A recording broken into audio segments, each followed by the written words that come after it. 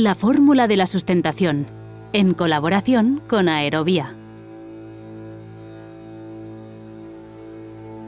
Tengo una muy especial.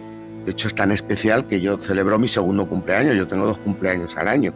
Y fue porque no nos matamos en aquella ocasión, pues porque tenemos un ángel de la guarda maravilloso que nos protege.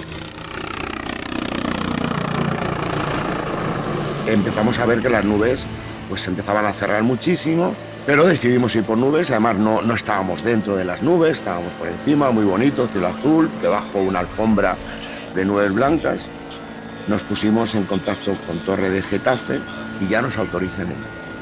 Y según estamos entrando ya en la nube, a los 10-15 segundos, yo noto que el instructor empieza a perderse, que el helicóptero empieza a inclinarse morro abajo.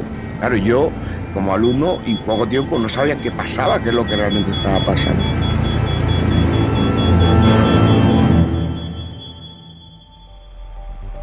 El helicóptero se puso picando literalmente. El bariómetro estaba pegando a tope, 4000 era el tope, 4000. Y yo no sabía si cogerle los mandos o no. Él estaba totalmente en bloqueo, absolutamente en bloqueo. Tuvimos la suerte, y digo suerte, que salimos de nubes con un techo de nubes suficiente para que yo pudiese reaccionar, porque él no reaccionó. ¿Qué hice yo? Pegar un tirón del cíclico atrás, un tirón brutal, que yo pensé que me salía por el asiento de abajo, yo tirando.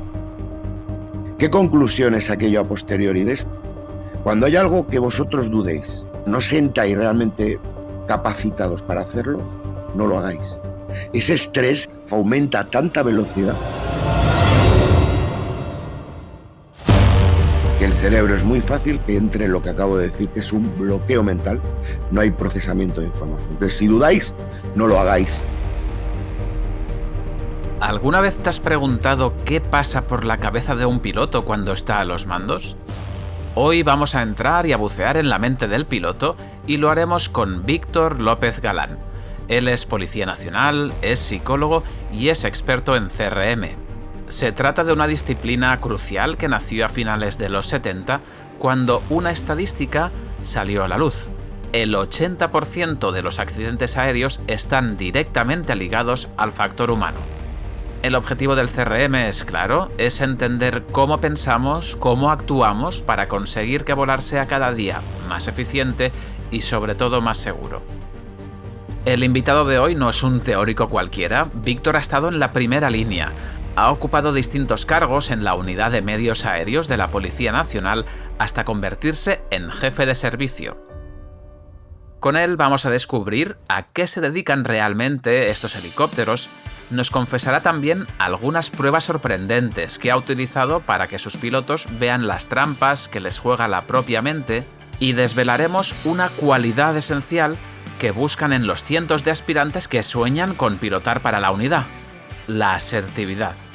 Que es una persona asertiva, aquella persona que ante cualquier situación que él considera que tiene que hablar, que tiene que expresarse, que tiene que decir, lo va a hacer, no va a tener ningún problema. Eso es lo que nosotros buscamos, indudablemente, porque cualquier piloto o cualquier comandante, por muy buenos y por mucha experiencia que tengamos, nos podemos equivocar. Pero yo quiero una persona que a mí me diga que me estoy equivocando, que sepa, que no tenga ningún problema en comentarlo. Claro, si a mí me sale una persona pasiva, yo sé que esa persona no me va a hablar, ya tiene un perfil que ya trae desde fuera. Yo no lo quiero. O un agresivo que va a gritar, que se va a alterar, o aquel autónomo que va por libre, que no cree en el trabajo en equipo. Yo esto no lo quiero, no lo queremos. Pero no nos quedaremos aquí.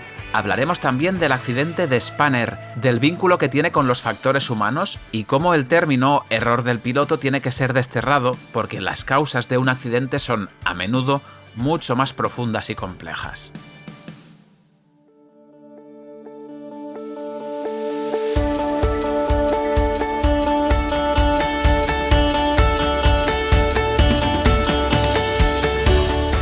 Y atención, porque la conversación con Víctor está llena de perlas. Para tomar buenas decisiones, un piloto tiene que aprender a escuchar al cuerpo y al corazón. Nosotros tenemos descubierto, no hace mucho, que el corazón tiene neuronas, ¿no? Si podemos pensar que las neuronas solamente era el sistema nervioso, el cerebro, el sistema nervioso, ¿no? ¿Qué quiero decir con esto? El corazón se conecta también con el cerebro. Esas emociones muchas veces nos preceden a lo que es la razón mental. porque tu corazón lo estás sintiendo que estás incómodo, que tú no te encuentras bien en ese tipo de situación. Yo en el momento en que el organismo, en este caso tus emociones, tus sensaciones, te están diciendo algo, hazles caso y ya pon tú a cerebro a trabajar. Bienvenida, bienvenido al único podcast en castellano dedicado a los helicópteros. Soy Aniol Jodar y esto es La Fórmula de la Sustentación.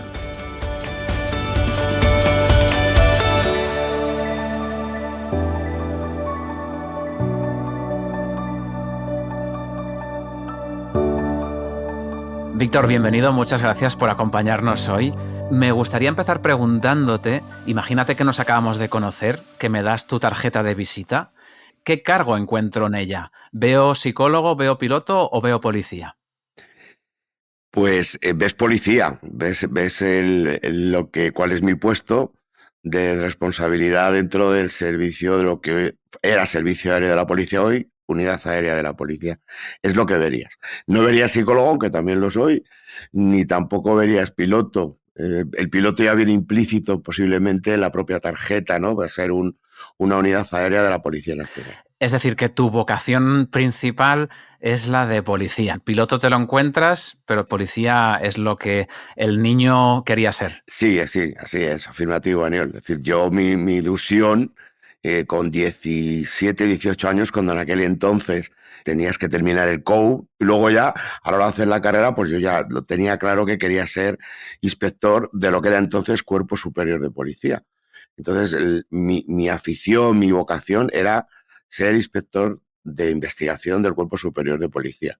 Después, posteriormente, como mi primer destino fue Barcelona, Tarrasa, que está al ladito de Sabadell, y justo allí hay un aeropuerto. También siempre, la verdad es que me ha atraído el mundo de la aviación, porque desde pequeñito he vivido en Madrid, en la zona de campamento, que está justo al ladito de Cuatro Vientos. Entonces yo veía los aviones, los helicópteros volando, y justo llego también allí ya de inspector, que era, como te digo, mi vocación, ya conseguido, ya hago mi carrera, y pues me encuentro con Sabadell al lado, y dije, jolín, pues a mí esto me encanta. De hecho, yo me planteé en aquel momento hacer como piloto privado el curso de avioneta. Pero bueno, surgió que luego te contaré si me preguntas. Sí, te lo pregunto ya. ¿Cómo saltas de aquí a encontrarte frente a un cíclico y a un colectivo? Pues mira, eso salta porque justo al poquito tiempo de estar yo ya como inspector en Tarrasa, como te digo, pues salen unas plazas, 6 plazas, en aquel entonces solamente para inspectores, lo que hoy es escala ejecutiva dentro del Cuerpo Nacional de Policía, y con una serie de requisitos, la verdad es que requisitos muy fuertes en un momento determinado. Y bueno, pues cuando yo veo aquello dije, joder, parece que es que me lo han puesto aquí delante, ¿no? Llego de inspector, he conseguido lo que realmente quería, y encima además ahora, que yo ya sabía que existía ese servicio dentro de la Policía Nacional, y salen 6 vacantes. Entonces, bueno, pues nada, me pongo a estudiar a tope, me pegué como 8 meses, 6, 8 meses estudiando a tope todas las materias que nos pedían, y me presenté y bueno, pues aprobé. Y aprobé y me mandaron esto es curioso, Aniol, porque yo estaba allí en la comisaría, yo me presento, llego a Madrid, hago todas las pruebas, que fueron 2 días, recuerdo, de pruebas psicomotrices, psicotécnicos, culturales, etcétera. Y me voy otra vez para Barcelona, para Tarrasa, y me olvido realmente. Y dice, pues esto va a ser casi imposible, ¿no? Que yo entre en ese servicio, que entre la policía, pues era uno de los servicios más complicados en un momento determinado. Y al cabo del mes, pues me llegó un teletipo, en aquel, estamos hablando del año 85, y en aquel entonces había teletipos, ¿no? Que venían con esos papelitos agujereados que te iban mandando, y llega un teletipo diciendo, enhorabuena, ha aprobado tal, pues se tiene que presentar tal día en Madrid para hacer las pruebas médicas e incorporarse a hacer el curso. Y bueno, pues imagínate la ilusión enorme, 6 plazas para toda España, para esos inspectores, que creo que nos presentamos cerca de 100 inspectores, y pues bueno, me eligieron. Y ahí empieza un poco mi camino al mundo aéreo. Se te abre delante de tus narices un mundo completamente nuevo. No sé cómo es esa entrada, qué va despertando en ti, si despierta, o sea, si confirma tu ilusión o también te encuentras con muchas dificultades en la progresión, en fin, porque quizá la persona que lo ha soñado desde pequeñito, ¿no? Tiene unas expectativas, pero para ti era como un descubrimiento, ¿no? Totalmente, totalmente. Pues fue con mucha ilusión, Aniol, porque tampoco me lo esperaba, aunque ya te he dicho antes que a mí me gustaba, ¿no? Me atraía muchísimo también el mundo de la aviación. Pero claro, cuando me encuentro que me tengo que presentar en Armilla, que en aquel entonces todavía nosotros no teníamos ATO, porque actualmente, bueno, ya de unos años a esta parte tenemos un ATO, luego si quieres, si me preguntas te comentaré un poco, pero en principio los cursos eran los 3 meses, que era el curso básico de helicópteros en la Escuela del Ejército del Aire, de helicópteros en Armilla, y mi entrada allí fue, pues, imagínate, con una ilusión enorme, además en Granada, ciudad preciosa, maravillosa. Fíjate, todavía tengo una anécdota que recuerdo, la entrada, la carretera que subía hacia allá en Armilla, lo que es la localidad de Armilla, hacia la base aérea, y recuerdo que había 3 funerarias, 2 a la derecha y una a la izquierda, y yo con mi coche por ahí diciendo, ¿dónde me estoy metiendo? Dios mío, y 3 funerarias, ¿por qué estarán aquí estas funerarias? Esto te lo cuento en plan broma, ¿no?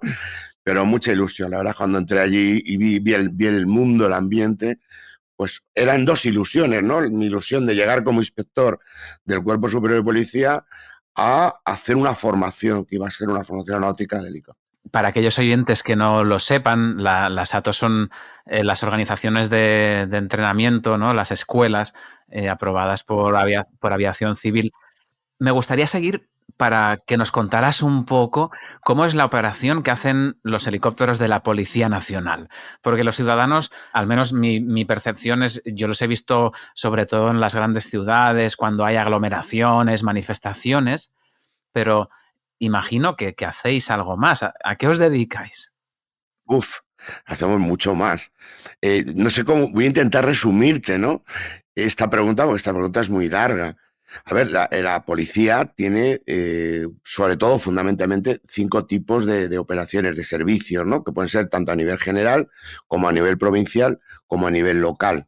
Cuando digo esto, ¿no? Locales, pues sería una comisaría de distrito, una comisaría local, provincial, pues una provincia, como puede ser Málaga, Sevilla, Asturias, ¿vale? Y luego a nivel ya central, que están en Madrid.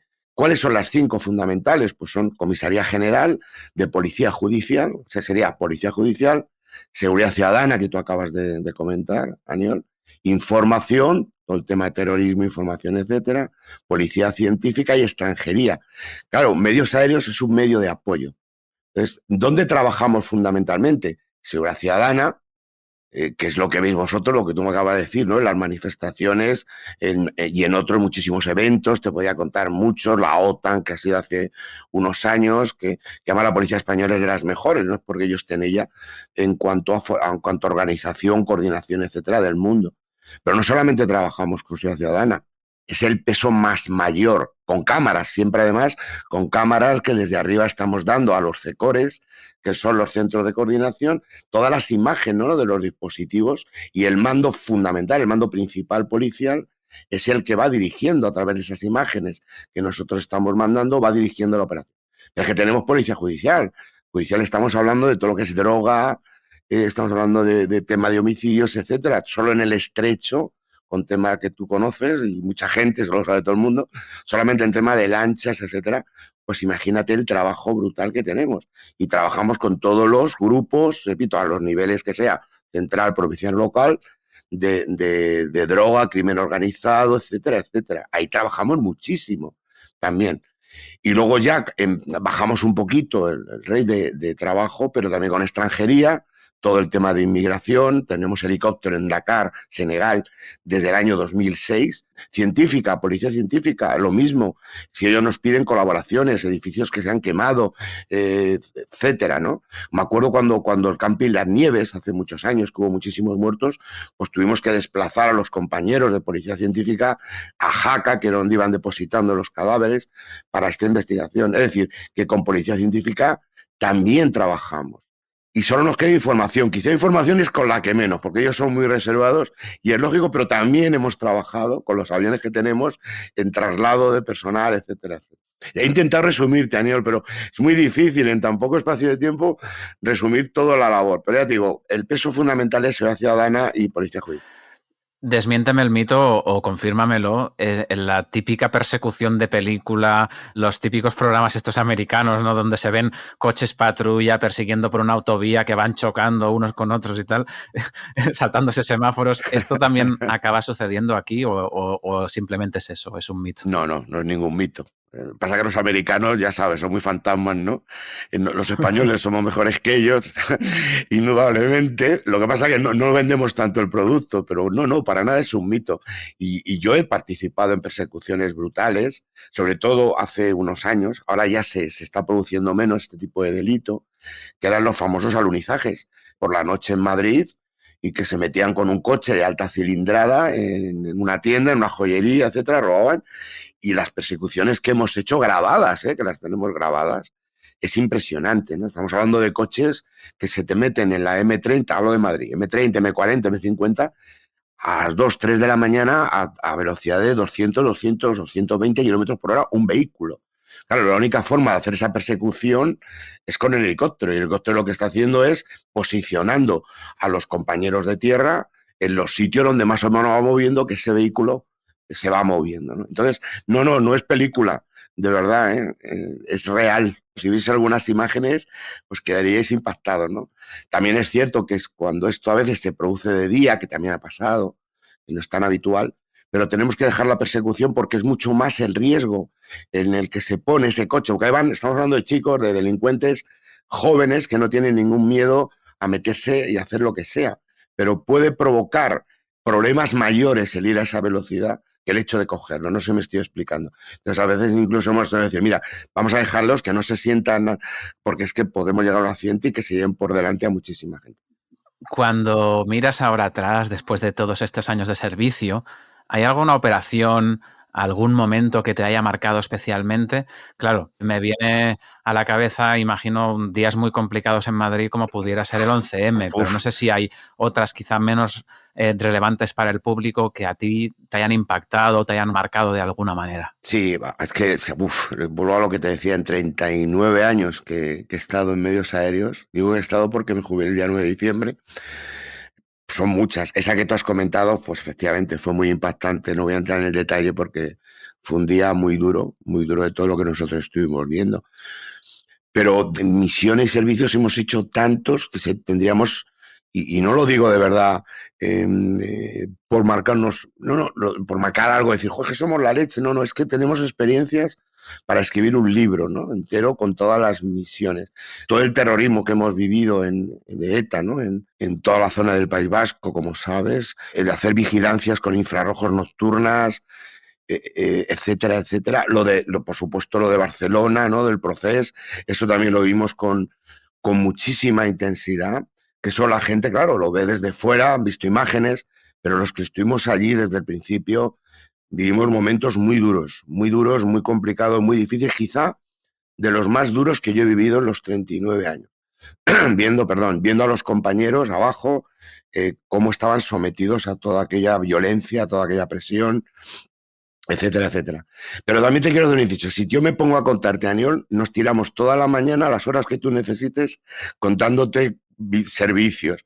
Pero fíjate que quizá también de los que más nos tocan el corazón, o siempre ha sido el descubrir, porque claro, también colaboramos con Protección Civil, etcétera, el encontrar a una persona que se ha perdido, muchas veces ancianos, con vida, ¿no? Después de 2 días, 3 días de búsqueda intensas y encontrarlos con vida. Eso es lo que quizá más te queda, ¿no? En el recuerdo emocional del corazón, teniendo en cuenta todo lo que hemos vivido, imagínate. A mí me lo preguntan muchas veces y coincido en esa valoración, ¿no? Yo estoy en un servicio sanitario y vemos muchas desgracias, imágenes sangrientas que pueden ser muy impactantes. A mí la verdad es que no me gustan nada, pero me doy cuenta con el tiempo que esto se me olvida, y lo que no se me olvida son aquellas víctimas o aquellas situaciones en las que puedes vivir una empatía muy grande con el dolor o con la persona que tienes delante, ¿no? Y eso son las que te llegan y te marcan. Sin lugar a dudas, Daniel. Además, tú vives más directamente en esto que ya acabo de comentar. Nosotros son casos puntuales que nos han solicitado, que nos han pedido. Otras veces están muertos, igual que vosotros. Llegáis a sitios donde ya desgraciadamente pues no podemos hacer nada. Pero encontrarlo con vida, ¿no? Y esa emoción y esa satisfacción que te da es impresionante. Teniendo en cuenta lo que te he dicho, que estamos hablando de servicios durísimos, como te acabo de contar, nocturnos, etcétera, etcétera, ¿no? Eso es lo que luego te llega más. El servicio de medios aéreos de la policía tiene muchas peculiaridades. Una, ya la has dicho, es esta que dispone de la ATO, de esta escuela propia de formación, y además el servicio selecciona a sus propios pilotos.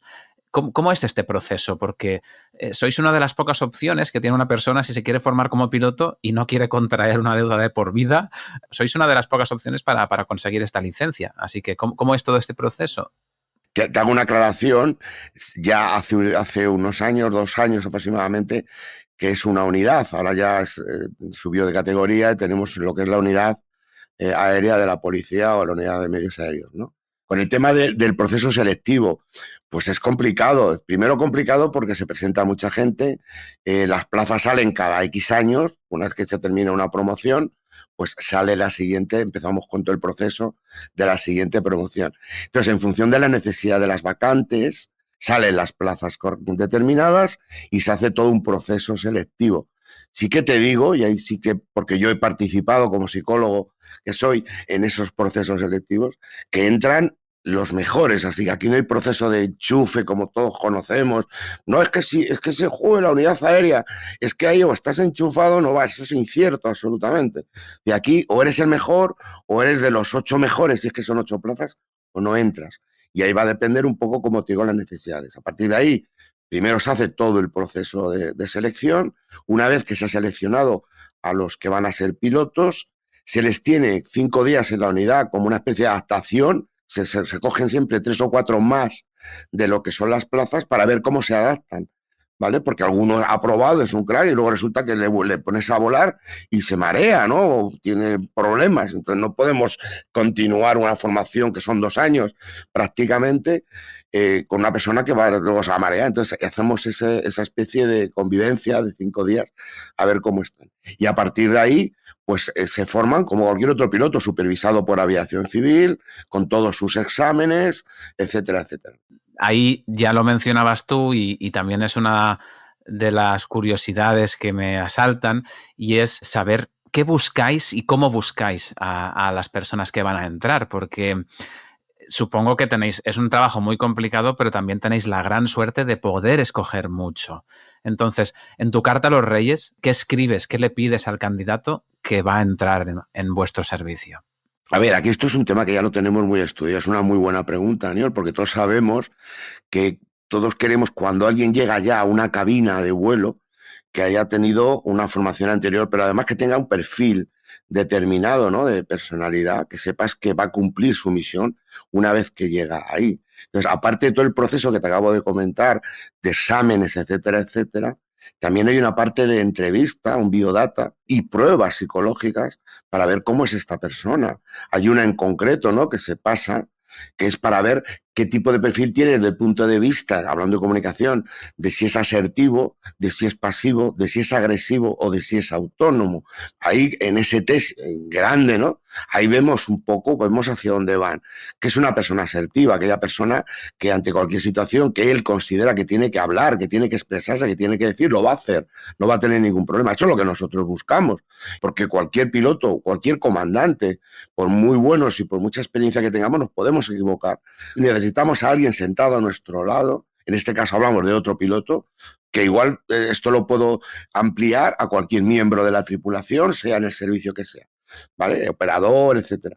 Pero yo quiero una persona que a mí me diga que me estoy equivocando, que sepa, que no tenga ningún problema en comentarle. Claro, si a mí me sale una persona pasiva, yo sé que esa persona no me va a hablar, ya tiene un perfil que ya trae desde fuera.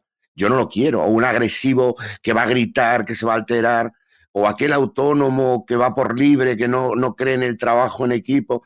Yo esto no lo quiero, no lo queremos dentro de una cabina, y efectivamente tenemos la suerte de que como se presenta mucha gente, pues podemos hacer este tipo de selección. De hecho, un resumen, te voy a decir más pruebas que se hacen, pero efectivamente, Daniel, tenemos la suerte de coger a los mejores candidatos, los que van a llegar allí.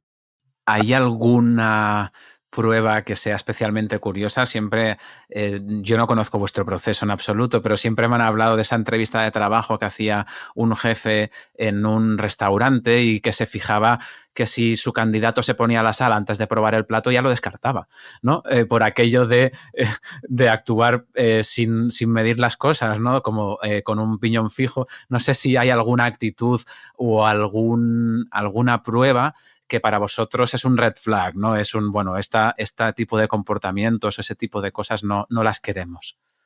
A ver, aparte de la que te he comentado, también, por supuesto, aunque ya test de personalidad no se pone, porque todos son policías, es decir, esto es otra aclaración que quiero hacer, que todos los pilotos, mecánicos, operadores que tenemos dentro de la unidad, todos son policías, es condición sine qua non, es decir, que ya si son policías es porque ya han pasado su proceso, sus test correspondientes, etcétera, para ser policía. Entonces, aparte de este en concreto que te he comentado, ¿no? De asertividad, pasividad, agresividad o persona autónoma, como te decía, hay una entrevista, hay un biodata. Ese biodata y esa entrevista está basada en una serie de preguntas que anteriormente le hemos hecho a los candidatos, ¿no? Y sobre esas preguntas, en las entrevistas nosotros hacemos más hincapié. A veces sí que es cierto que metemos un poco de presión a ver cómo ese candidato se sujeta, ¿no? Cómo responde a ese tipo de preguntas y a esas presiones que nosotros muchas veces les metemos, que son buenas porque a ellos les va a pasar posiblemente en un futuro. Hay gente que se nos cae en ese tipo de presión. Y pues ya lo estamos viendo, y hay gente que se enfrenta perfectamente a ese tipo de situaciones, sin hacer daño, porque hay otros que dicen, no, es que me han dicho que traía los calcetines verdes, y eso no. Y estamos hablando de respuestas que ellos mismos han dado anteriormente en este biodata, etcétera, ¿no? Entonces, ahí sí que vemos muchísimo. Aprovechando tu conocimiento como psicólogo, en la unidad, en el servicio, has puesto en marcha algunos experimentos con el personal que tenías a tu cargo. Me viene a la cabeza uno que me comentaba un amigo acerca de la fatiga. Y Sí. sería, creo que seguro, muy interesante para todos los oyentes que si te apetece lo compartas, o muchos otros que yo desconozco y que te apetezca compartir, ¿no? Para que al final te han servido para entrar en un conocimiento más profundo de cómo nos comportamos los pilotos, qué nos afecta y cómo gestionar todo esto, ¿no? Bueno, es que la palabra experimento, parece, cualquiera que lo escuche, digo, joder, Víctor tenía conejillos de India a sus compañeros, ¿no? Utilizándoles. Pero bueno, pero sí que es cierto que hemos hecho pruebas, yo les he hecho pruebas, ¿no? Y en este caso concreto que tú me dices, ¿no? El concreto de la fatiga. Pero cuando hablamos de CRM, luego, si quieres, hablaremos un poquito de este tema en el mundo de la aviación. Uno de los puntos que a tener en cuenta y que tengo que trabajar muchísimo precisamente es la fatiga. Es decir, no todo el mundo puede estar volando 18 horas seguidas, no deben, ¿no? Porque el cuerpo sufre un proceso que es el que llama precisamente fatiga, que nos merma atencionalmente, tanto mental como fisiológicamente. Muchos no lo creían, ¿no? Decían, no, pero si es que yo con todo el esfuerzo, nos vamos a donde sea, yo meto adrenalina, lo vamos a conseguir. Y la única forma de que ellos viesen que eso no era así, y que quizá en momentos complicados, ante una emergencia volando, no iban a estar ni de lejos a la altura para poder solventarla, es hacer este tipo de prácticas, ¿no? Y uno, pues por ejemplo, de lo que yo hacía, decía, pues cogía una tripulación, comandante, segundo piloto, y los metía en el simulador. Un día, en perfectas condiciones, a las 9 de la mañana, habían descansado perfectamente, y hacíamos una sesión de 1 hora y media, genial, perfecta, ¿no? Con sus pros, contras, pero en general muy bien.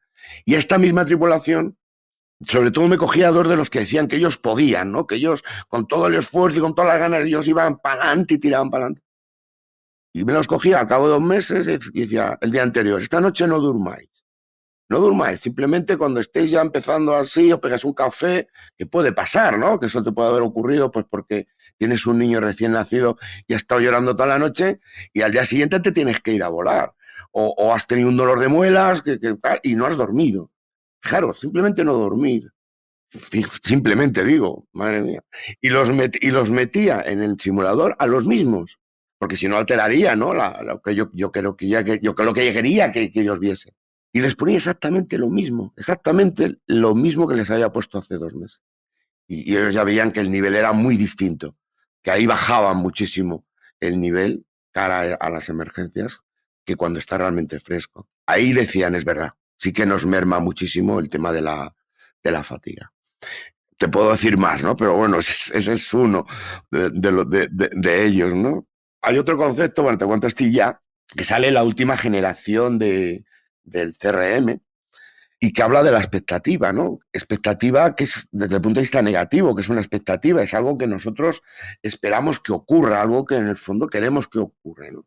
Claro, cuando nosotros hacemos una prevuelo, y yo muchas veces pregunto cuando doy los cursos de CRM, ¿vosotros para qué hacéis una prevuelo externa de la aeronave, no? Pues la mayoría de las preguntas es para confirmar que todo esté bien. No es mala la respuesta. Pero claro, el cerebro se cree lo que nosotros le decimos. Nosotros el trabajo, hay que trabajar muchísimo con nuestro cerebro. Entonces, muchas veces en la prevuelo pasas cosas que están ahí delante de tus ojos, pero no has visto porque tú presupones ya, por expectativa, que están bien, ¿no? Entonces, yo he cogido muchas veces, antes de irme a volar, y en uno de los helicópteros que yo vuelo, que nosotros volamos, que es el 135, pues los generadores, que siempre, una vez que se ha terminado todo el proceso de parada, quedan puestos. Claro, ¿cuál es la expectativa del que va a mirar ahí? Que están puestos. Pero yo los he quitado 15 minutos antes. Y me voy con el piloto y me pongo a leer la checklist. Y cuando llegamos a generadores, yo leo generadores y un porcentaje alto me ha dicho puestos. Los acababa de quitar yo, 15 minutos antes. Claro, entonces levanto la voz un poquito y repito el ítem. Generadores. Y claro, ya entonces sí miran, entonces sí que ya entran realmente a comprobar el punto. Y están quitados, coño. Entonces se quedan así y dicen, ¿pero quién habrá sido el cabrón que ha quitado los generadores? Y digo, el cabrón soy yo, pero a ti te da igual. El tema es que tú no lo has visto. Y fíjate la importancia que tiene esto que estoy diciendo en estos experimentos, entre comillas, ¿no? Que al final de lo que se trata es alertarles, que ellos vean la importancia que tiene todo esto que hablamos en los cursos de CRM, que el accidente de Spanair, recuerda, del año 2018, bueno, pues en parte vino por una expectativa, vino por, aparte que había más cosas, porque siempre cuando hay un accidente o incidente, tú sabes que se produce normalmente una cadena de errores, ¿no? Es muy difícil que por un error puntual lleguemos a un accidente o a un incidente. Pero el de Spanair, ahí viene el concepto este que estoy hablando de la expectativa, que ya iban con 2 horas de retraso, era agosto, en Madrid, muchísimo calor, el avión lleno. Bueno, pues se dan una serie de cosas. Claro, el comandante, al que yo conocía además personalmente, y era un gran piloto, un piloto procedimental, etcétera. Pues en ese proceso de prisas tienen un problema del sensor de temperatura de una de las turbinas, tienen que dar la vuelta. Bueno, resumiendo, que al final ya cuando han solucionado el problema, que han quitado un breaker básicamente, estoy resumiendo esto que pasó, Daniel. Han quitado un breaker, con ese breaker quita el warning, con el warning ya es go, ya pueden despegar y tienen que estar muy atentos manualmente de la temperatura, no pasa nada, se podía hacer. Lo que no sabían es que en ese breaker también iba el aviso de no configuración de los planos, ¿vale? Y cuando empiezan a leer y llega la primera lista y el comandante en esas prisas le dice al segundo, vete hablando con Torre, que tenemos que salir, se saltan el punto de configuración de los planos. Hay una segunda lista ya rodando y es el controlador el que entra en cabina estéril. Cabina estéril es en aquellos momentos puntuales que tenemos que estar absolutamente centrados en lo que estamos haciendo para que una distracción no nos lleve a un error.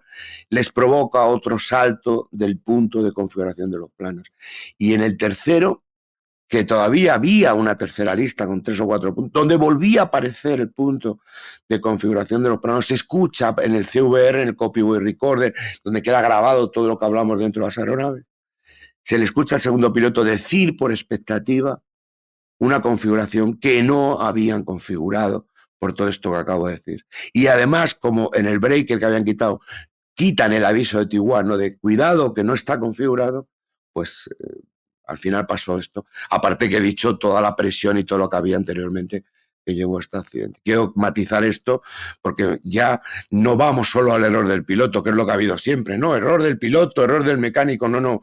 Hay que mirar por qué ha cometido el error el piloto, por qué ha cometido el error, de dónde viene hacia atrás, porque ahí está todo el proceso organizacional que tenemos detrás. Hablando de proceso operacional, creo que no equivocarme si digo que vuestro servicio tiene una buena fama operacional. Y no pasa lo mismo con otros servicios también de titularidad pública que han sido, a mi modo de ver, tristemente famosos en los últimos años. Y me gustaría preguntarte cuál crees que han sido los motivos de vuestros buenos resultados respecto a la siniestralidad que se han registrado en otros servicios públicos. A ver, nosotros solo hemos tenido, a lo largo de nuestra historia, un accidente mortal, que fue en Madrid, una aproximación en Getafe. Yo creo que el papel fundamental, el papel fundamental es la preparación, es la preparación constante. También el hecho de ir los pilotos siempre, aunque ha habido misiones que se podía hacer con un solo piloto, siempre 2 pilotos. El tema de la formación, el tema del reciclaje mantenido, todo eso es lo que al final nos ha llevado, gracias a Dios, a tener, desde el punto de vista de mortalidad, un expediente muy bueno, ¿no? Solamente con aquel que fue, bueno, no voy a entrar ahora y además se dieron una serie de circunstancias, pero en general es la formación, es la formación mantenida en el tiempo, la importancia que le damos todos a esa formación. Absolutamente todos. Y cuando digo todo, no solo hablo de pilotos, estoy hablando de mecánicos, de operadores, etcétera. Mencionabas también un aspecto que quizá no es nada menor y que además os pone por encima de la legalidad, ¿no? El compromiso de operar siempre con 2 pilotos, ¿no? La ley no nos obliga en muchos casos a tener 2 personas a bordo, dos personas con licencia, y está probado, es evidente que la presencia de 2 pilotos que además están bien entrenados y que trabajan bien en equipo marca la diferencia. Sin lugar a dudas. Sin lugar a dudas. Nosotros lo tuvimos claro desde el principio, que si queríamos seguridad, la seguridad pasaba por 2 pilotos. Y más en concreto en nuestro tipo de operaciones, porque nosotros estamos hablando de que, y en la vuestra, ¿no? La que tú tienes, Aniol, en temas sanitarios o salvamento marítimo, etcétera. Estamos hablando de que ya no solamente estamos, en nuestro caso, en la operación policial, estamos en la operación policial y estamos en la parte aeronáutica. Es decir, ahí tenemos 2 comunicados. Hay un comunicado aeronáutico, hay un comunicado policial. La distribución de tareas tiene que ser exquisita. Tenemos que saber perfectamente cuál es el grado de responsabilidad de cada miembro del equipo. Y hablo de equipo, porque el comandante será el responsable último de la operación. Pero es uno más, es un miembro más del equipo. Y el concepto es trabajar en equipo para que la operación salga hacia adelante. Hablamos de otra gran pasión que ya ha salido tuya, que es el CRM. Para aquellos oyentes que no sean profesionales del sector y que nos escuchan con curiosidad para saber más de nosotros, ¿cómo les explicarías de manera sencilla lo que significan estas letras? A ver, estas letras han sufrido una evolución, 7 evoluciones a lo largo de los años, ¿no? Pero bueno, por intentar resumir, esto empieza ya por los años 70 en Estados Unidos, cuando nos damos cuenta o se dan cuenta que un porcentaje alto, y cuando digo porcentaje alto, estoy hablando en torno al 80, es estadística, pero sí que está ahí esta estadística, ¿no? Estos son estudios hechos de accidentes. En torno al 80%, incluso más, de los accidentes es factor humano. Es un factor humano. Claro, entonces se empieza a plantear el concepto de en qué falla la mente, en qué falla el elemento humano dentro de una cabina para que se empiezan a producir este tipo de situaciones. Claro, la evolución empieza ya por los años 70, pero vamos avanzando, porque ya no solamente los pilotos, que somos los que vamos delante, volando, cometemos errores que puede llevar a un accidente. Es que hay más gente dentro de la propia aeronave cuyo error también puede desembocar en la peor de las circunstancias en un accidente, ¿no? Que pueden ser, estoy hablando de en nuestro caso, operadores sistemas, en vuestro caso sanitarios, médicos o enfermeros que van detrás, en salvamento marítimo los operadores de grúa rescatadores, es decir, que es todo el conjunto de tripulación lo que vamos dentro. Pero es que seguimos avanzando y nos damos cuenta que hay más gente directamente relacionado con el entorno aeronáutico cuyo fallo humano, siempre estamos hablando de fallo humano, porque la técnica, las aeronaves han ido avanzando ya muchísimo desde el punto de vista técnico. Es decir, que el error se produzca desde un punto de vista de aeronave es mucho más difícil hoy en día. Pero hay más gente como controladores aéreos, mecánicos de tierra, etcétera, que están directamente relacionados con la operación. y cuyo fallo humano o error humano también puede desembocar al final en un accidente o en un incidente. Esto ha seguido aumentando hasta la última, hasta la 7ª generación. ¿Vale? Entonces, el CRM como gestión de recursos, que sería la traducción, aunque la C ha ido cambiando a lo largo de los años, pero realmente es el Crew Resource Management, ¿no? Que como lo entendemos de forma general, que es gestión de recursos de la tripulación, cara a que no se produzca ese 80%, 90%, estadística muy alta de accidentes. Sí que es cierto que han bajado, vemos la estadística de la Flight Safety Foundation desde los años 50 a hoy, y hay un descenso impresionante en número de accidentes e incidentes, pero de ese porcentaje que todavía queda, el factor humano sigue estando muy presente. Por eso hoy estamos los que damos formación en CRM, gestión de recursos en cabina, para seguir trabajando, para que bajemos todavía más. A cero, pues casi es imposible, Aniol, porque el error cero no existe, pero sí que lo podemos bajar prácticamente a cero. ¿Y dónde están las claves para seguir evolucionando hacia este sistema más robusto? ¿En qué tenemos que seguir trabajando para conseguir pilotos más seguros y menos accidentes? A ver, tenemos que seguir trabajando, por supuesto, en la formación. Yo esto, para mí, lo divido o lo planifico como en 3 fases, ¿no? La primera fase es la fase de selección. Cuanto mejor, lo hablábamos antes, ¿no? Cuando tú me preguntabas esto, en la fase de selección, yo no puedo coger una persona pasiva. Ese segundo piloto que va conmigo, si es pasivo y yo me equivoco, no me va a avisar, no me va a alertar. Entonces, aparte de este proceso que estamos hablando, decía 3 partes, ¿no? Primero, un proceso bueno de selección, que es lo que queremos dentro de cabina. Ese es el primer paso fundamental, proceso de selección. ¿Cuál es el siguiente paso importante? El proceso de formación, que tengamos una buena formación, tanto teórica como práctica. ¿Vale? ¿Y cuál es el tercer paso? Una vez que ya empiezan a volar, ya en las primeras fases, un proceso de supervisión, de ver cómo empiezan poco a poco a irse moviendo. ¿Quién es la parte más importante aquí en esta tercera fase? El comandante. El comandante tiene que ser una persona absolutamente equilibrada en los perfiles que estamos hablando, que sepa delegar, trabajar en equipo, que ejerza un buen liderazgo, etcétera, etcétera, etcétera. Podría ampliar mucho, ¿no?, este concepto. Entonces, para mí esa es la fórmula, Aniol, la fórmula para ir bajando cada vez más el rate de accidentes o de incidentes. Antes hablabas ahora de los compañeros de ala fija. No sé si todavía podemos decir que estamos detrás de ellos en cuanto a calidad del entrenamiento, profesionalidad, solvencia, compromiso de las empresas, o esto es un mito que hemos dejado atrás y en competencias, habilidades, formación, un piloto de helicóptero y las empresas de helicópteros están al mismo nivel que las aerolíneas. A ver, los que llevamos ya muchos años aquí, como en mi caso, que son ya 39 años, yo ya he sumado mucha juventud a mi vida. Yo he vivido los inicios, en 39 años he vivido del 2000, que es cuando realmente el mundo del helicóptero empieza a ser lo que realmente tiene que ser, como cualquier aeronave. Al final cuando yo hablo en los cursos, yo nunca hablo de avión o helicóptero. Y repito, en nuestra unidad tenemos avión y helicópteros, ¿vale? Yo hablo de aeronave, porque el error humano se da igual en una cabina que en otra cabina. Pero sí que es cierto que del 2000 hacia atrás, esto de los procedimientos, la normativa, la estandarización, pues esto era como, no sé, no existía. Solo existía en el ala fija, ¿no?, en los aviones. Pero del 2000 a esta parte, ¿por qué digo el 2000? Porque es cuando se crea toda la normativa HAR, el CCL, y ya el helicóptero, como otra aeronave más, empieza a entrar en el concepto. Entonces, hoy en día yo ya no noto que haya esa diferencia. Hoy en día la formación, la preparación, la supervisión, el entrenamiento, el mantenimiento, se da exactamente igual, tanto en aviones como en helicópteros. Hemos llegado a ese nivel, como no puede ser de otra manera, indudablemente. Desde el punto de vista de la psicología, ¿crees que es razonable pensar que en unos años desapareceremos de la cabina? Porque es un escenario factible. Y tú decías, el humano es el que está cometiendo más errores. Si eliminamos el humano de la ecuación, no hay problema. ¿Tú crees que esto es posible? A ver, ya lo han intentado, ¿eh? O sea, que ya ha habido, no voy a decir nombres, pero ha habido compañías y empresas que ya lo han intentado, ¿no?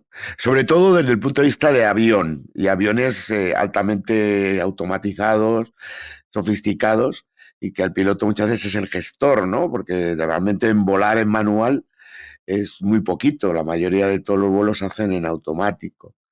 El mundo del helicóptero es distinto. O sea, el helicóptero, esto no va a ocurrir, esto no lo van a volar, esto lo tenemos que volar nosotros, porque la mayoría de nuestros vuelos son vuelos en manual, tenemos que aterrizar en lugares que no conocemos muchas veces, no tenemos ni idea, y ahí tiene que ser los pilotos los que tienen que seguir amando. Y en los aviones también.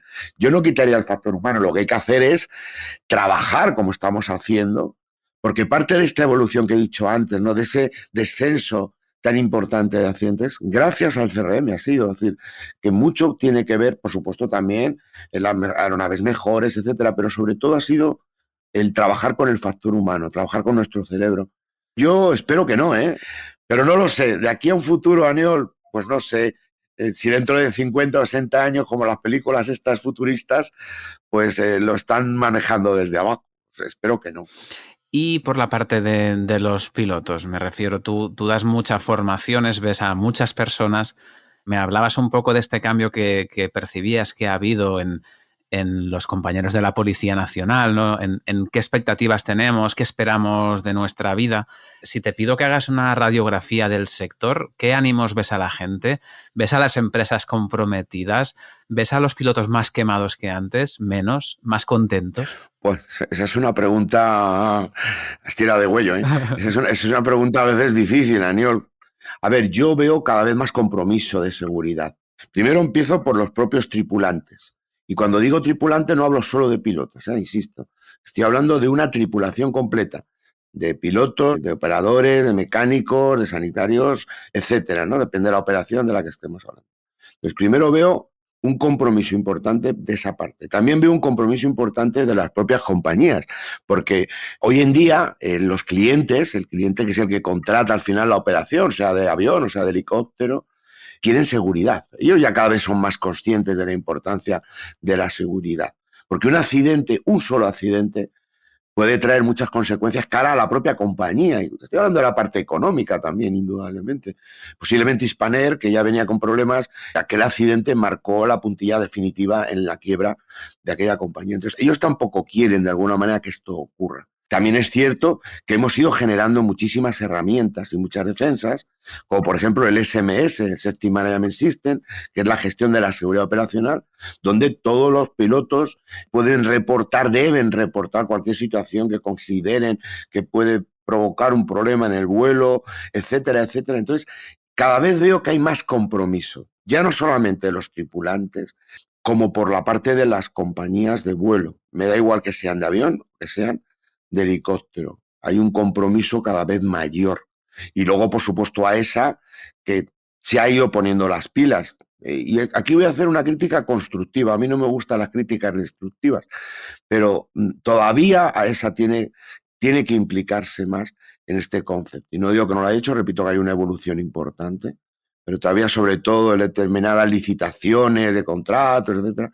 Pero bueno, este sería otro tema a comentar en otro podcast, Aniol. Para los oyentes que no lo sepan, esa es la Agencia Española de Seguridad Aérea y efectivamente es el ente supervisor, ¿no? de toda la aviación civil española. Hablabas de todos estos campos y hablabas también de la crítica. Hagamos autocrítica como pilotos.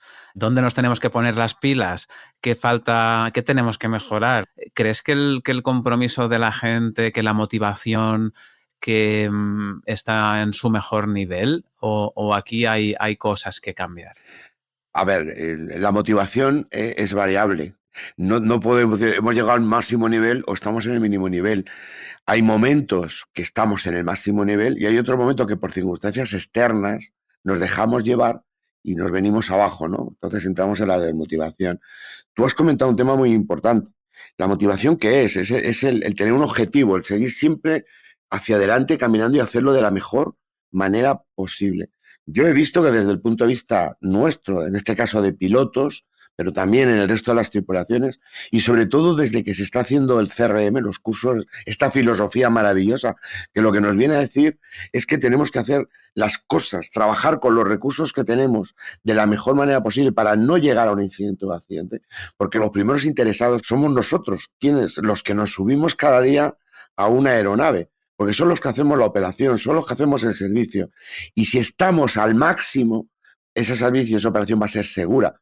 Porque ese es nuestro objetivo como trabajo en equipo, es despegar, hacer la operación si se puede, porque a veces no se puede por las circunstancias meteorológicas o por las que sea, hay que volverse. Pero nuestro objetivo es salir, hacer la operación y regresar a base. Ese es nuestro objetivo. Y en ese objetivo tenemos que trabajar. Entonces, cuando nos subimos a la máquina, tenemos que ir al 100%. Pero somos humanos, claro, y el ser humano, con determinadas circunstancias y con el tiempo, como que nos vamos cayendo a veces. Pero para eso estamos los CRMs, ¿no? Los cursos, etcétera, que es formación mantenida, como sabes, recurrente todos los años, para volver otra vez a elevarnos más, si cabe, esas pilas, ¿no? Encender esas bombillas que a veces se nos van apagando y seguir adelante. Vamos acabando la charla, ya lo has dicho tú que hace poquito que te has jubilado de tu actividad principal como policía y también entiendo que en vuelo, así que entiendo que estás volando ya muy poquito. Si ahora pudieras viajar atrás en el tiempo y hablar con ese Víctor que estaba empezando en eso de volar, imagínatelo, ¿no? Cierra estos ojos y piensa en ese Víctor alumno cadete de piloto. Sí. ¿Qué consejo le darías? ¿Qué conocimiento le habría venido muy bien que ahora tienes y que en ese momento no tenía ese Víctor? Joder, qué buena pregunta, Daniel. Es difícil de contestar. A ver, si yo volviese atrás, y esto sí que lo digo muchas veces, ¿eh? Lo he dicho en mi unidad, compañeros que entran nuevos, y yo volvería a hacer exactamente lo mismo, porque he disfrutado tanto de mi profesión, he vivido momentos tan maravillosos, experiencias tan bonitas, labores sociales que hacemos, que muchas veces olvidamos, ¿no? Pero yo volvería a hacer exactamente lo mismo. Entonces, ¿qué recomendación le daría yo a alguien, al Víctor que empezó en su momento, ¿no? De verdad, no bajes, no pierdas tu ilusión. Habrá momentos en la vida, porque la vida no es ideal, la vida es lo que es. Entonces hay que tener herramientas para saber enfrentarse. Pero estás en una profesión tan maravillosa, como acabo de decir, con una labor social tan importante, que de verdad disfruta, pero disfruta cada día de tu profesión. Habrá momentos que te vengas abajo, somos humanos, como decimos los psicólogos, tenemos derecho a un desahogo razonable, pero el desahogo razonable dura 1 hora o dura 2, pero al día siguiente o a esas 2 horas ya te estás otra vez levantando y diciendo qué suerte y qué bonito y qué trabajo tan maravilloso el que estoy desempeñando, y que puedas decir lo que digo yo, y esto lo digo de verdad con todo mi corazón, que cada vez que te subas a volar, aunque lleves 20 años, sigas diciendo, joder, qué bonito, qué suerte, y te levantes y te vayas con esa ilusión que hiciste el primer día cuando te seleccionaron. Víctor, pues vamos cerrando y la pregunta que toca ahora es siempre la misma, es preguntarte por ese momento difícil que hayas vivido en cabina. Por un lado, simplemente quizá para escuchar tu vivencia, pero también, si quieres, para que compartas el aprendizaje que sacaste, porque al final, ¿no?, de escuchar experiencias aprendemos todos. No sé si tienes alguna que hayas pensado que te gustaría explicar. A ver, Aniol, indudablemente, yo creo que los que llevamos tiempo volando, pues hombre, quien diga que no ha vivido ni una sola situación complicada, yo creo que está mintiendo, indudablemente. Qué suerte, ¿no? Todos al final hemos vivido momentos complicados y difíciles. A ver, yo tengo una muy, muy especial. De hecho, es tan especial que yo celebro mi segundo cumpleaños. Yo tengo 2 cumpleaños al año, ¿sabes? Y fue porque no nos matamos en aquella ocasión, pues porque tenemos un ángel de la guarda maravilloso que nos protege. Y bueno, pues te lo voy a relatar. Esto fue muy al principio, tan al principio como que yo estaba iniciando las fases de vuelo, estaba en la fase de vuelo visual, no habíamos ni tan siquiera comenzado el vuelo instrumental.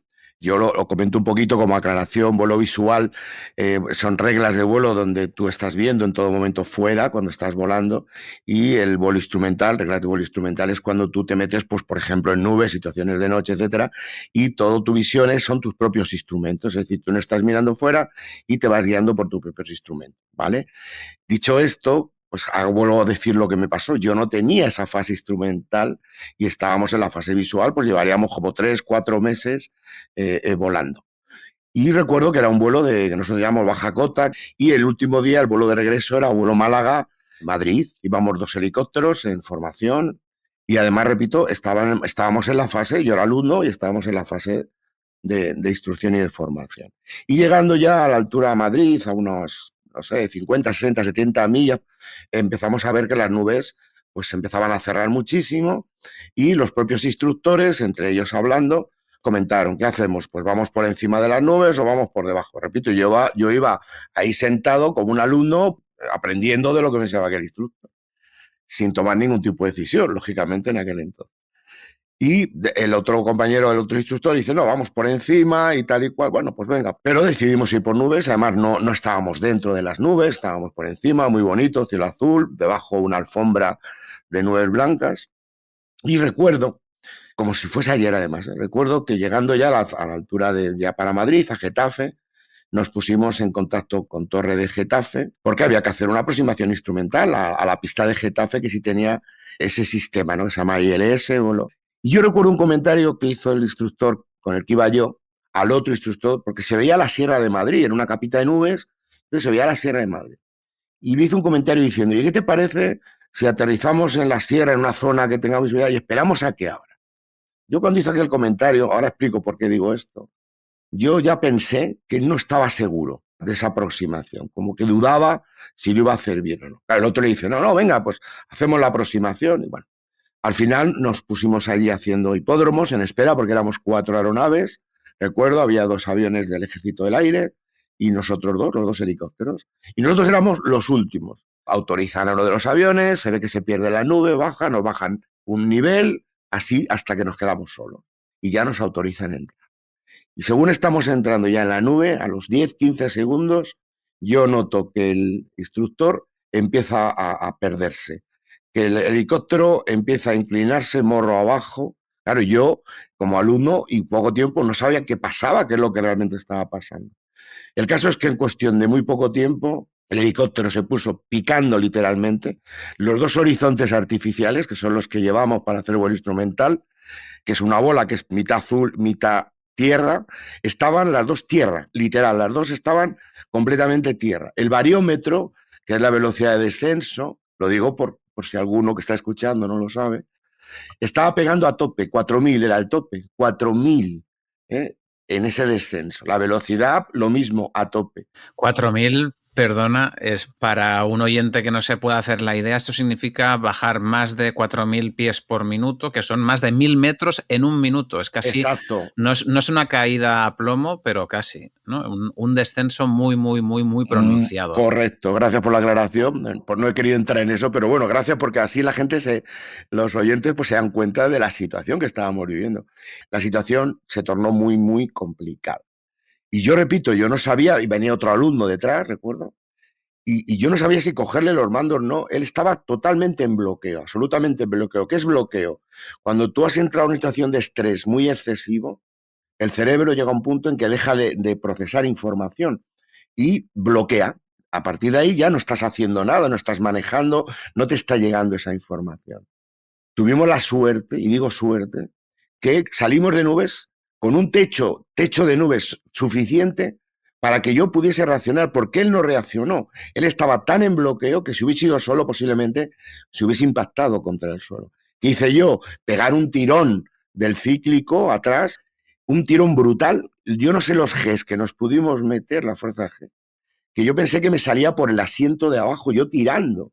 Estos helicópteros, hay otros que no, los de rotor rígido llevan un botón, un relojito que se llama momento de mástil, que para los oyentes es el máximo que puede soportar una cabeza de rotor antes de partirse, ¿no? Que tiene un arco de colores. Entonces tenemos el arco verde, el arco amarillo, el arco rojo, que ya es máximo, y el límite, que si se quedaba encendida en vuelo es que había superado absolutamente todas las fuerzas de aquel rotor. La luz se quedó encendido, el límite. No nos matamos primero porque el Volco tenía una cabeza de titanio, tenía un sistema de rotor principal que era impresionante, aquello nos salvó la vida realmente, fue la cabeza del rotor. Y la reacción que yo tuve, porque si él va solo, como digo, se hubiese naufragado. Pegué un tirón y nos quedamos, nada, prácticamente pegados al suelo, pero salvamos la vida. ¿Qué conclusión es aquello a posteriori de esto? La primera, y lo digo en muchos cursos que hago de CRM, cuando hay algo que vosotros dudéis, algo importante, ¿no? Una aproximación a un punto, entrar en una zona de nube, lo que sea, que dudéis, no sentáis realmente capacitados para hacerlo, no lo hagáis. No lo hagáis porque ese estrés, como digo, cuando explico el estrés en los cursos, cuando hablo de la curva de Jerker-Dodson, de la U invertida, ese estrés, esa parte de abajo, aumenta a tanta velocidad que el cerebro es muy fácil que entre en lo que acabo de decir, que es un bloqueo mental, no hay procesamiento de información. Entonces, si dudáis, no lo hagáis. Hay una frase en aviación muy, muy buena que es, si hay duda, no hay duda. Es decir, si tienes dudas, no hay dudas, no lo hagas, ¿vale? Esa fue una de las conclusiones que saqué. Y otra, ¿qué importancia tiene en la preparación, ¿no? Yo no digo que no estuviese este instructor preparado, que lo estaba y mucho, pero circunstancias de vida, llevaba casi un año sin volar porque había tenido una operación, pues una serie de circunstancias. Y pues uno cuando vuelve tiene que reciclarse por muchas horas de vuelo que lleves. Hay que volver otra vez y no pensar en ese exceso de confianza que lo vamos a hacer bien. Entonces, primer aprendizaje, la importancia de la formación mantenida que tenemos los pilotos, que la gente lo sepa, que yo he puesto este caso, pero también es cierto que la mayoría de las operaciones, gracias a nosotros, a los pilotos, salen adelante y se hacen bien. Y es gracias a nuestra formación, a nuestra preparación mantenida cada año. Hemos vivido todos, seguro, muchas situaciones complicadas, pero las hemos resuelto. Y las hemos resuelto porque estábamos perfectamente preparados para resolver. Y luego no te metas, si ves que no entres, ¿no? Eso es un poco la conclusión final. Déjame que coja una de las cosas que decías, porque decías, ¿no? Si tienes dudas, no te metas. Cuando nos encontramos en una situación de estrés o de duda, me doy cuenta que muchas veces mi cuerpo se da cuenta antes de la incomodidad, reacciona antes que mi propio pensamiento. Es decir, detecto que no he procesado una información, pero ya tengo reacciones, ¿no? Entonces, aquí estoy perdiendo, o en algunos momentos se puede perder un tiempo valioso entre la incomodidad a la que reacciona nuestro cerebro, pero que no aflora en el plano superior como un pensamiento racional. No sé si me explico, ¿no? Entonces, ¿cómo podemos aprender a detectar estas incomodidades para que nos permitan reaccionar antes y poner ese freno antes, ¿no? Es decir, estoy incómodo, hasta aquí hemos llegado. A ver, qué buena pregunta, Daniel. Nosotros tenemos descubierto, no hace mucho, me voy a ir un poquito al plano fisiológico, que el corazón tiene neuronas, ¿no? Si podemos pensar que las neuronas solamente era el sistema nervioso, el cerebro, el sistema nervioso, ¿no? Central y periférico. Pero con el tiempo hemos descubierto que el corazón tiene neuronas también. ¿Qué quiero decir con esto? El corazón se conecta también con el cerebro. Esas emociones que tú me estás contando, ¿no? Esas sensaciones, muchas veces nos preceden, efectivamente, a lo que es la razón mental. Porque tu corazón lo estás sintiendo que estás incómodo, que tú no te encuentras bien en ese tipo de situación. ¿Qué herramientas yo utilizaré ahí? Yo en el momento en que el organismo, en este caso tus emociones, tus sensaciones, te están diciendo algo, hazles caso. Y ya pon tú a cerebro a trabajar. En el momento en que tú pones el cerebro a trabajar, dices, yo me siento capacitado, cuidado, trabajo en equipo. Porque aquí estamos hablando, si voy yo solo, soy yo solo el que me tengo que hacer esa planificación. Pero si voy con otro piloto, o más gente, yo tengo que hacer un trabajo en equipo, analizamos la situación, vemos pros y contras y entonces tomamos decisión. Fíjate que es curioso que de ese 90, 80, 90% de error humano, 60% son errores en tomas de decisión. Errores activos, es decir, los que cometemos ya nosotros volando. ¿Por qué? Porque hay muchos condicionantes detrás que nos pueden llevar a tomar una decisión que, primero, desde el punto de vista emocional y segundo, desde el punto de vista intelectual o cerebral, no hacemos caso. ¿Por qué? Presiones externas, propias autopresiones, es que me tengo que meter, ¿qué van a pensar de mí? Es decir, hay una serie de variables externas que nos hacen pasar la línea que no deberíamos de haber pasado nunca. Por eso los pilotos viejos, como dicen en aviación también, Aniol, tú lo sabes, ¿no? Hay pilotos viejos y pilotos intrépidos, pero no hay pilotos viejos intrépidos, ¿no? Porque se matan antes. Pero hazle caso, los pilotos ya con años maduros siempre nos lo van a decir. Si tú tienes dudas, no sigas, aterrizas ese helicóptero y puedes tomar en un momento determinado, toma, date la vuelta. No continúes haciendo algo que no debes hacer. Esto es un ejemplo muy típico del accidente de Kobe Bryant, que no voy a entrar ahora, ¿no? Pero que quiera verlo, está publicado, ¿no? En un momento determinado. Ese seguir, cuando tú ya sabes que en muchos momentos de ese vuelo ese piloto se tendría que haber dado la vuelta, ¿no? Entonces, no sé si te he contestado a la pregunta, pero vuelvo a insistir, si hay duda, no hay duda. Es decir, si tu corazón, tu sentimiento, tu emoción, antes de que el cerebro empiece a trabajar, te está diciendo algo, préstale atención y trabajo en equipo. Siempre trabajo en equipo. Pues, Víctor, ha sido un placer escucharte, un placer recibir de ti toda esa sapiencia, todas esas experiencias. Y deseo también pues, que los oyentes lo hayan gozado, porque al final creo que lo que nos llega de tu voz es esa pasión que después de 39 años pues sigue intacta. Así que nada, muchísimas gracias por compartir tu tiempo con nosotros. No, gracias a ti por haber pensado en mí y por haberme darme la posibilidad de poder, pues eso, contar todas estas, como dices, tus experiencias. Y sí que es cierto, y es que yo sigo viviendo, después de tantos años, este mundo, esta profesión, repito, es maravillosa. Casi con la intensidad del primer día, pues igual, con esa emoción y con ese ilusión. O sea que gracias a vosotros por darme esta oportunidad.